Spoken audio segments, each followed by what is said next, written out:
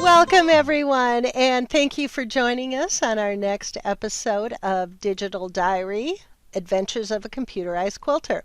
And today we're going to take on a topic that is not just for computerized quilters, but everyone, and that's quilting as a business. And as you know, all of our panel have a business, and they're all kind of diverse. So we're going to just have some discussions about different things on businesses. First of all, I think you need to have a business plan.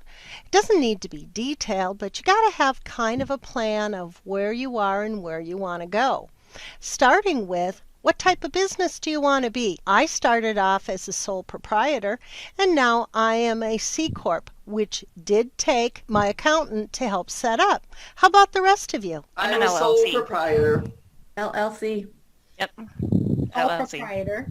Okay, and there is a difference, so check it out.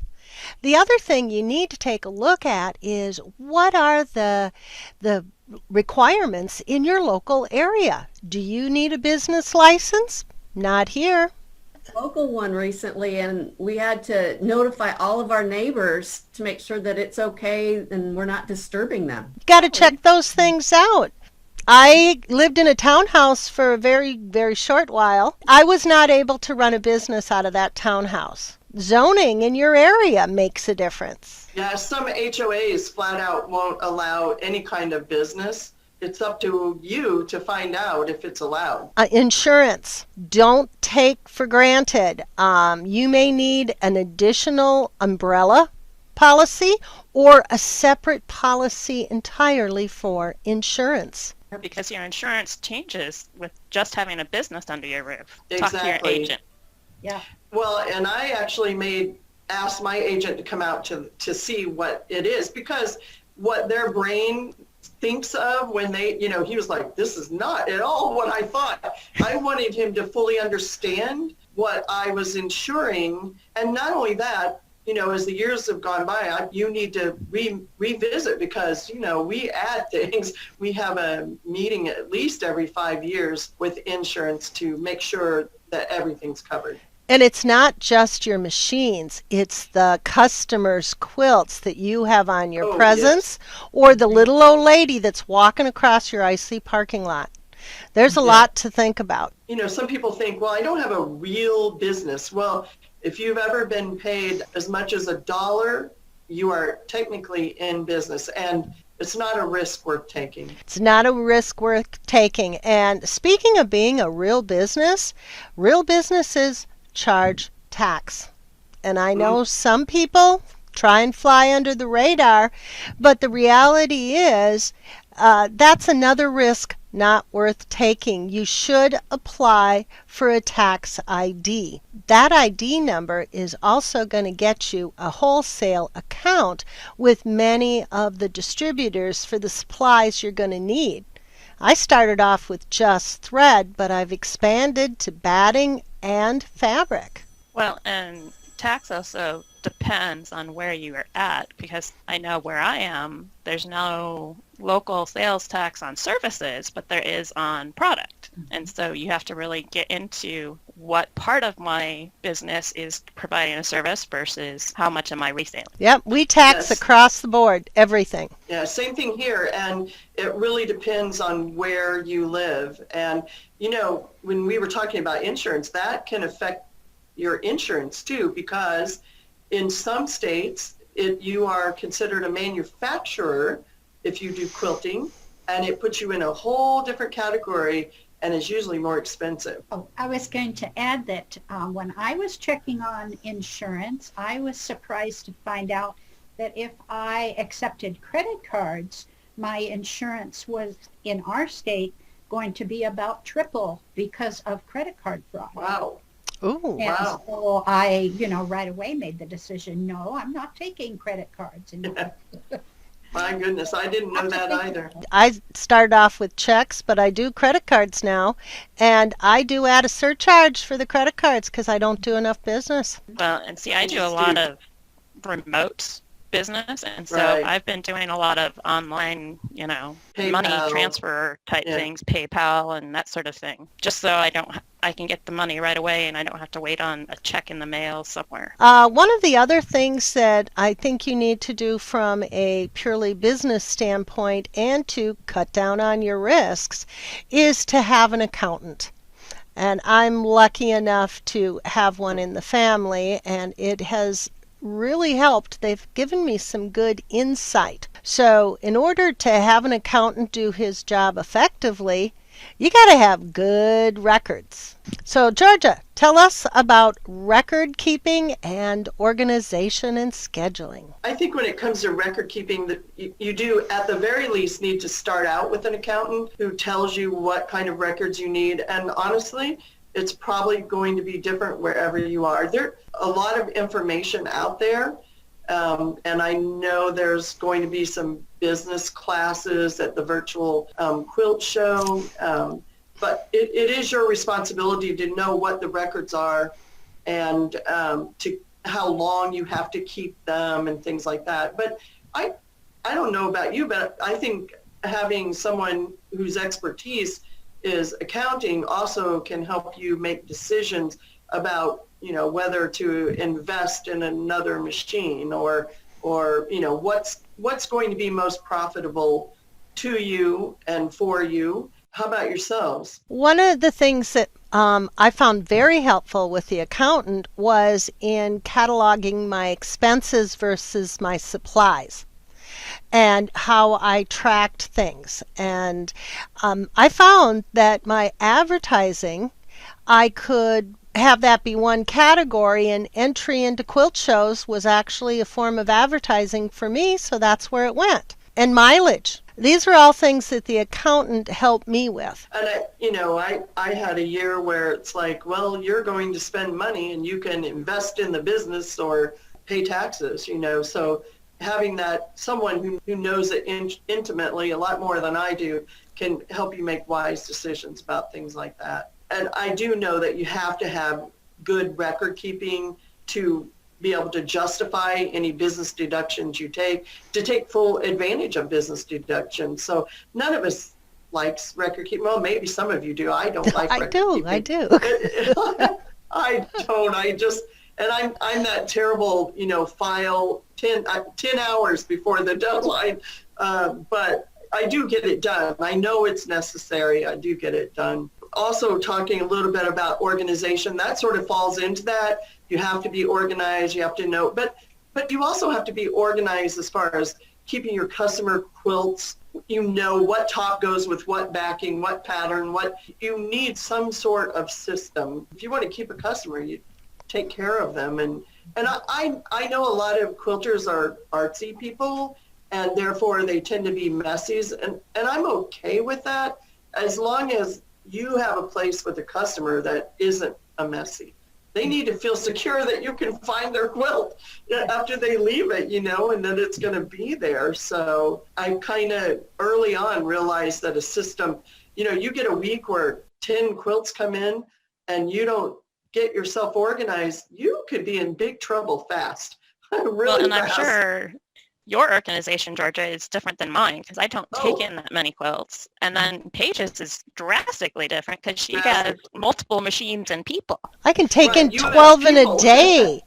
And Right. record keeping has to be not just compiling the information, but storing it and being able to retrieve it and analyze it to make decisions for the future of your business. Right. And you have to make, I don't know about you, but I made adaptations as I've gone along, like learn things that, well, that maybe it worked, but it maybe wasn't the best thing, and reevaluate all the time. I'm always reevaluating how I do business, how I stay organized and all of that. And along with that, scheduling. One thing I learned early on, don't have customers come at the same time. I don't like lots of interruptions. How about you guys? When I'm really working, so I try to put pickups and drop-offs, schedule them rather than just, whenever you feel like it. I don't have a retail shop page. It's different for you. I've changed how I do business from my basement to my retail shop. Most Right. definitely. So Well, you and I have know, drop in no matter what. 7 and I days a know a lot week. of people choose like a day of the week and have all of their drop-ins and pickups on that one day so that, you only have to vacuum one day a week. Yeah. Well, and if you're really intently working on a project, it's not much fun. I sometimes have trouble just getting right back into it after being interrupted. And it's your business. You get to be in charge. And I think some people, because quilters are nice, we're sometimes too nice to say, that really doesn't work for me. How about blah, blah, blah, so you get to be in charge. Yeah, no is a complete sentence, right? Yeah, it is. It is. It took me a while to learn that because in the beginning, I still don't do it. I still struggle, and I'm a lot better at saying no now. Another part that I think is so important about business, and I don't think it comes natural to everybody, is marketing. And Gina, I think you have some information a little bit to talk about marketing. Yep, marketing is integral with all these things we've been talking about too, because professionalism is a huge part of marketing yourself. So when you have a good record keeping system, when you have an organizational system, how you take in quilts, you are in essence marketing yourself. And that is huge. So there's several different areas of marketing, and that's one of them, the professionalism. You want to present yourself nice too. That's one thing that we didn't address is when your customers come to the door, you don't want to, show up in a tank top and, and no shoes or, you want to, yeah, you want to present that professional image because you are a business. You want to, portray that because you don't want them to think you're their buddy and you're going to do it for free as well. And so that is another thing you want to present yourself as a business and very professional. Well, and like Georgia brought up, it's a lot of word of mouth.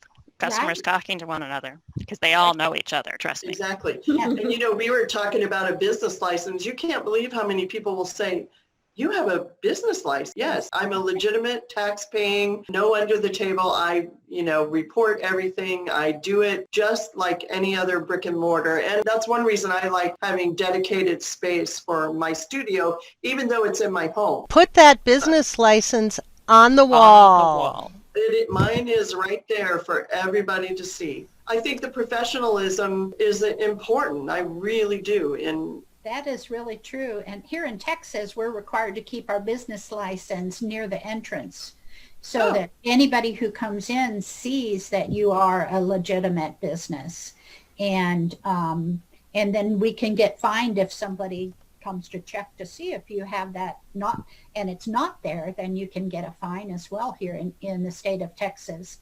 But the other thing about professionalism that also helps with your marketing is joining professional organizations. And that is a huge marketing strategy for quilters because all we have to do is join guilds. They have marketing newsletters that go to our clientele. And how better can you get that? Before, when I was in another kind of marketing and pharmaceutical sales, we would have to track different zip codes and find where our customers were. But with quilting, your customers all go to these guild meetings. And even if you can't go right now, they have virtual quilt meetings. And what's kind of fun and a good marketing strategy for you while you're home with the virus is they have the virtual show and tell. You can show your work and show how professional you are with these. Well, and a big thing with that, especially virtually, is good pictures. Yes. Marketing, you have to be able to take good pictures and photos of your work in order to maintain that level of professionalism. That's exactly. I totally agree. That's exactly right. You've got and even if you're doing other stuff online, whether it's Facebook or I use Instagram a lot, that's where my main marketing tool is. It's all about the photos. If you can't take good pictures that actually show the quilting on a quilt, then you need to go get a class. Well, and when I started, I did take pictures of every quilt. It takes time, and I learned how to do it better over time, but it is a really great part of marketing. And you can take good pictures, and I do have a disclosure on my invoice that says give the realtor a permission to post pictures of your quilt on social media. And they get so excited about seeing their quilts on your Facebook or your social media. But the other thing is customers that don't know you can see your quilts on social media, and that is very, very important. Christine is right. There's all kinds of things to learn how to take good pictures too. There's a lot of free apps for photography software that will let you turn the quilt vertical when you've taken pictures of it laying down, and it's just perspective apps. And a lot of them are free out on the internet. So these are all part of marketing and getting your product, your professional looking product out there for as many people to see as can be. So social media. I have a question on social media. I can do Facebook, but what are the other ones and who's watching them? That is another good question. I would say probably Christine would be the best one to answer that. She's our younger contingent. A lot of it, so since I follow a lot of the modern quilting categories, most of us are on Instagram. And I've gotten a lot of my work just by showing my work on Instagram and people contacting me directly from it. And I've even gotten quilts from different countries sent to me so that I can quilt them specifically for them. Pinterest is where I get a lot of my ideas, and I store a lot of my ideas, but I don't necessarily use that for marketing as much.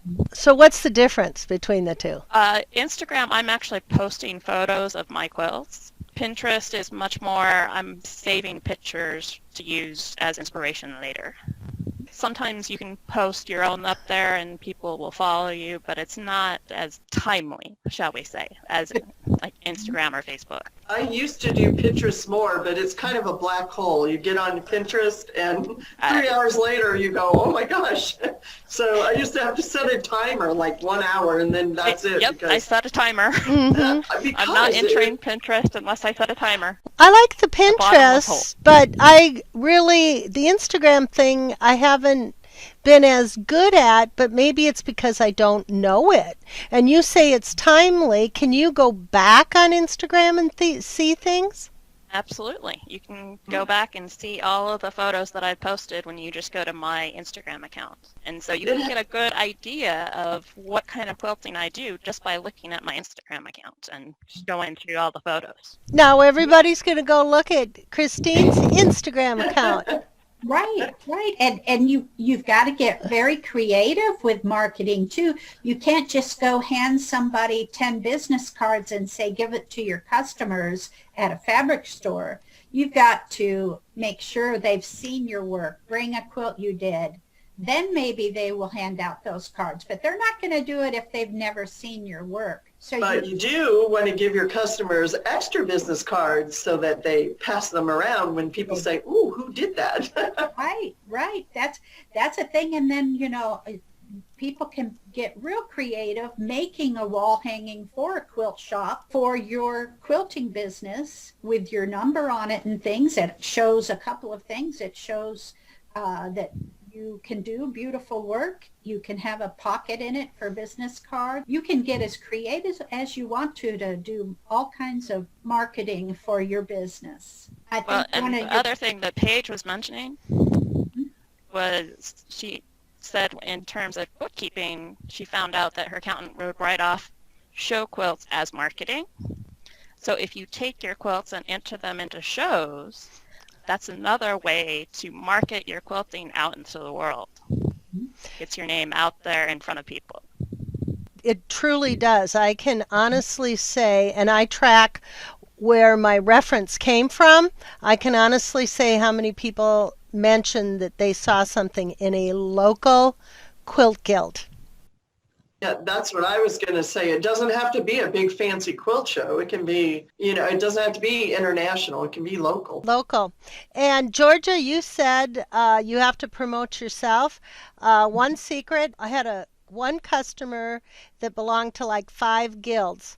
And she would go and do show and tell in every one of those guilds and bring my business cards. Yeah. That's great. Yeah, nothing, and I'm happy for them to promote me by word of mouth. That to me is my favorite kind of promotion. Sometimes it's how you treat them as well as what it looks like when you hand them over the beautiful quilt that you've done. Because I have groups of friends that come, entire church groups or groups that meet, twice a year for their retreats. That whole group will do their quilts and bring them to me and then compare them with one another. And so, the way you treat your customers is marketing as well. I'm going to tag on to that. One of the other big things with marketing is listening. Listen to what they want. If you keep putting your favorite on their quilts and they don't like it, you are going to lose customers and they're going to tell people. So another way to market yourself is by good listening skills. Using the Creative Studio software to audition patterns is another good way to keep that from happening. Well, and I think part of that too can be taking the time to know the customer enough to know what they want. I think they often know what they don't want. They don't really know what they want. What is it about that you don't like? And then you can narrow it down, really tuning into them because it is their quilt. Us as quilters get them excited about more quilts.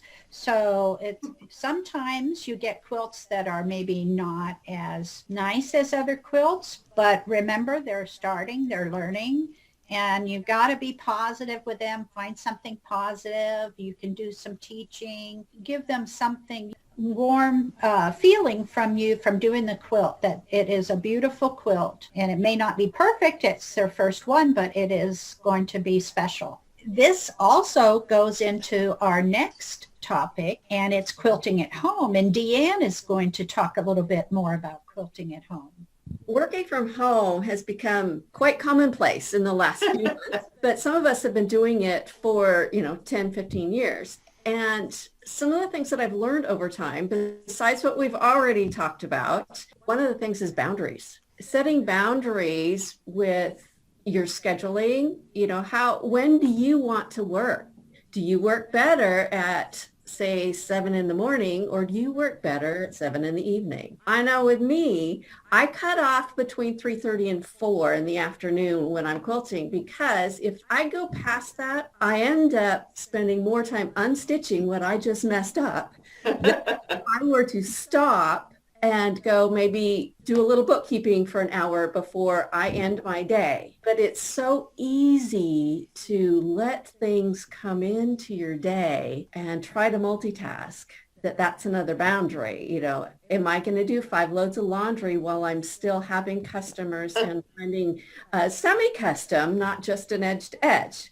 And my husband works from home now. And so am I disturbing him in the middle of one of his meetings if I am scheduling customers at that time? And how many of you have kids at home that are homeschooling at the moment, and you get to add that into your day? I did have kids when I first started, and my cutoff, I could quilt early and then get everybody on the bus, quilt some more, and then go pick up and run to kid activities. I don't have them anymore, but that sure was a part of my quilting life. And I think the biggest problem I have is I have had an empty nest the whole time I've been in business, but when the business is in your home, it's really easy to never shut down. There's always quilts to do. And You have to plan your time off as well as your time on.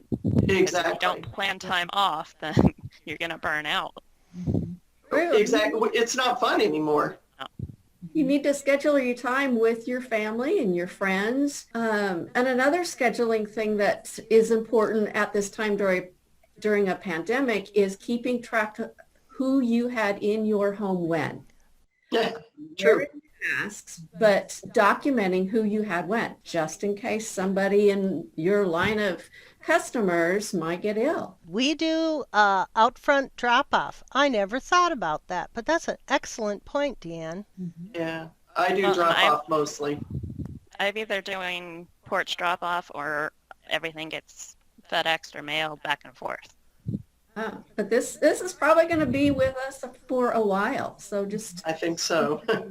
a cleaning practice. If you have a customer in your home, do you wipe down everything where they might have been? Doorknobs, the table that you lay their quilts out and touching, anything, just cleaning practices. And cleaning goes beyond just your studio. For me, they walk through most of my house to get to my studio. Is everything in their pathway neat and tidy? And that's a big deal because it shows your professionalism, like Gina was saying. And do you have some of your work showing? I want to go back to that cleaning thing. I was a property manager in the before time, and I visited a lawyer's office. And I stood in the waiting room, and I knew standing there we needed a new lawyer. It had nothing to do with his litigation skills. It was his attention to detail. I didn't expect him to clean his office, but he should have noticed it. So you got a good point there, Deanne. I actually had a customer come down my stairs and stop and look around and then tell her husband, I can leave my quilts here, which I thought, well, that's odd. And she said, this is the first place that I have gone to that I didn't feel like they would lose my quilt. And also my studio is upstairs over the garage, but I have some customers that cannot make stairs anymore. Mm-hmm. And so having a secondary area that they can sit and we can check in or check out their quilts is important as well. I agree because mine's in a basement. So I have that, only we stay on the main floor rather than go to the basement. I've been doing so many quilts for people that are remote from me. I've been doing it for years where I have them send me a photo of their quilt and then use Creative Studio and other tools to do layouts of the quilting over the top and go back and forth in email until we get it just right, even before they ship me the quilt or email it. But that's always a good option during these times as well, when you're not necessarily wanting to pull some of those customers into your house.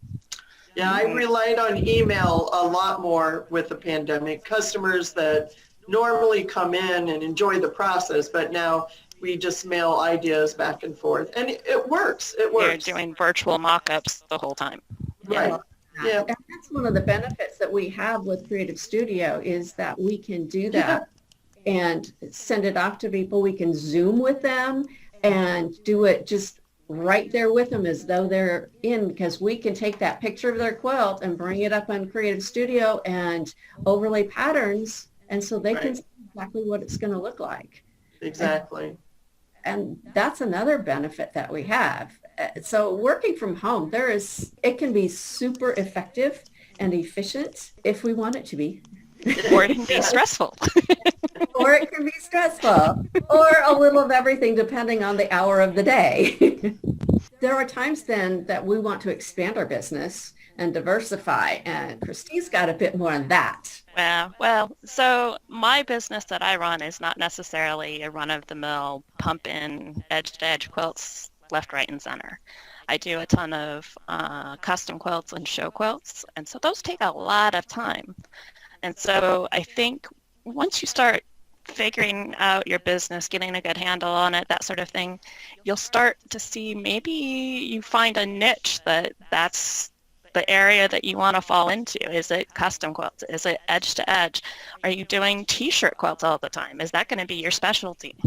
Even going beyond that niche, you can always expand and reach out. I know several of us do, pattern design and sell digital patterns online, Pattern Cloud and other places. And that's definitely always a good choice because I'm constantly making new patterns for every quilt that I put through my studio, being able to I, yeah. share them. I know someone and she doesn't particularly like dealing with customers, so she just quilts lap quilts and baby quilts and takes them to craft shows. And that's okay. That's part of knowing you and knowing what you like and what you want to do. Well, and I know, Gina, you have an Etsy store, right? Where you can Yeah. sell products and stuff on there.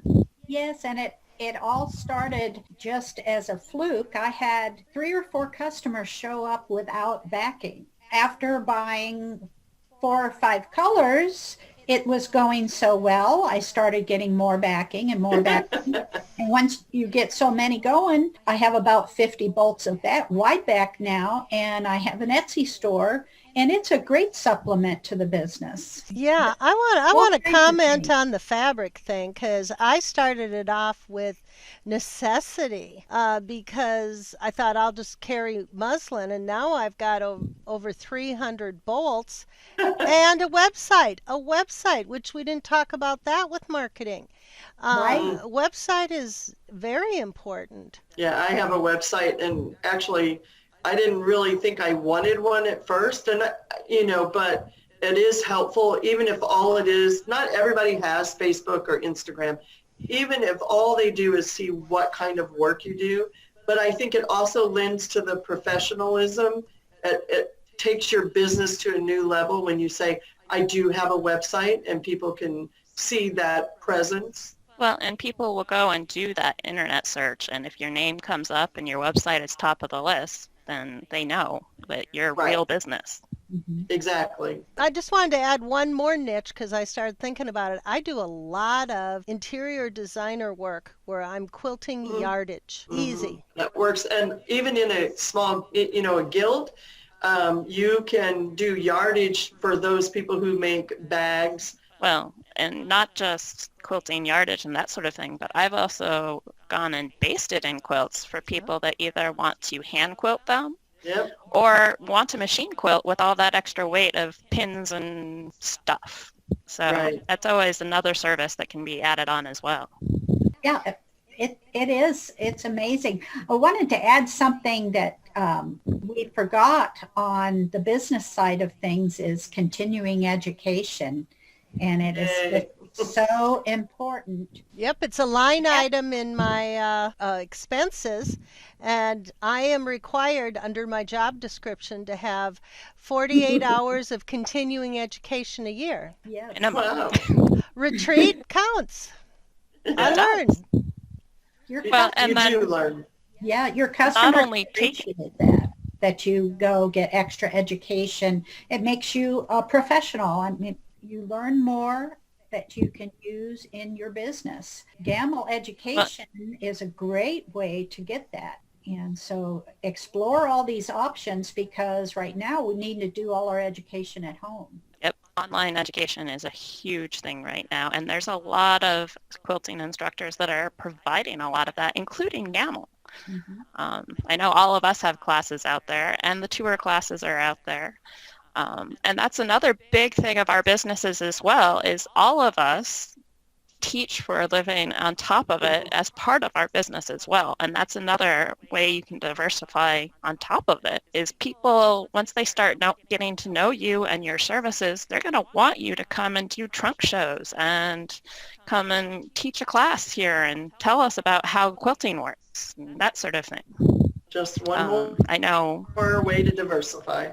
Even though the guilds are not meeting, they will do virtual presentations. I just did one for Minnesota. They didn't have their annual show, but every month now they're having a virtual presenter. Awesome. So you can put Absolutely. together a program and approach your local guilds. So what else do you do to diversify, Christine? We all diversify, but I think you're in a totally different venue with your modern look. Well, and that's, my niche is definitely that modern realm. And so not only have I been known, for my show quilts, but most of my quilting is in that modern realm. So I've not only diversified into, or lack of diversity, I've narrowed my focus into, show level quilts and then modern quilts on top of that. And so I've definitely carved out my own little niche for specifically that. And like I said, that definitely goes back to my marketing as well. Since I know my audience of those modern quilts is on Instagram, that's been my main marketing focus from the beginning, is getting those good shots out to Instagram and pushing my brand that way. So you really have narrowed down your niche. I think I'm one of the people that more is more. I also do show quilts. I teach. I'm still waiting for you to do that modern quilt page. I've been challenged. I've been challenged by Jody and Christine to get a quilt into QuiltCon. I just have to get it in, that's all. But I have to make it first. One of the things with the diversity is, where do you go? You got to think about it. And just by adding on more, are you going to let something else go by the wayside? And my answer to that was, I had to hire people. And that brings with it a whole new realm of workers' compensation and insurance and payroll. That's a diversity that I don't think anybody else here has, but there are people out there. It's good to have people. But that doesn't mean I do any less. It seems I'm doing it in different directions. I'm moving to different directions, and balancing then becomes the issue. I'm still having a great time. I don't regret that machine that the little kids played under in my basement, now to a storefront with employees, lots of machines, and lots of quilts. How many machines do you have now, Paige? I have 5, and Deanne was saying she got a little one, and I'm thinking, But I did my floor plan. I don't know if I could fit a 6-footer in here. You get to make it what it works for you. And see, like for me, I never have wanted a storefront. I just haven't. I find it joyful to work out of my home, and that's okay. It doesn't matter if you want to work 20 hours a week, if you want to work 70 hours a week, if you want to work at 3 a.m. in the morning, or it doesn't matter. We all get to make it our own. There's no right or wrong. It's what works for you. I hope you've enjoyed this segment of Quilting as a Business. Here you can see I'm in my shop. I've had quite the journey. I started with one machine in my basement with little kids playing underneath, and now I have a storefront with employees and several machines. No matter how you choose to do your business, and you've seen how many of the panel have done business over the years. I hope you enjoy it as much as we all have. This is by far the coolest thing I've ever done. When you work at something you love, it doesn't seem like work at all.